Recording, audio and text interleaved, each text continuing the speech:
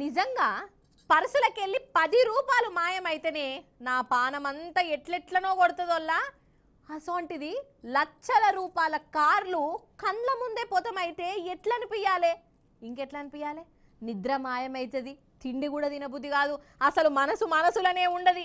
అసోంటిదోల్లా ఒకటి కాదు రెండు కాదు కోట్ల రూపాయల కార్లు కండ్ల ముందే కాలిపోయినాయి.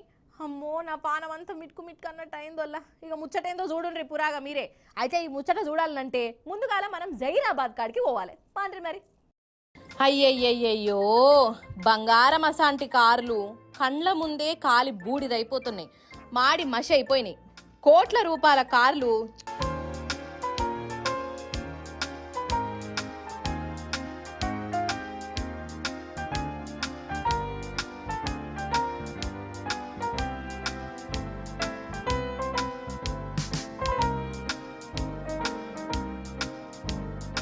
అయ్యయ్యయ్యో, ఉత్త పుణ్యానికి ఎవ్వలకు దక్కకుండా అయిపోయే.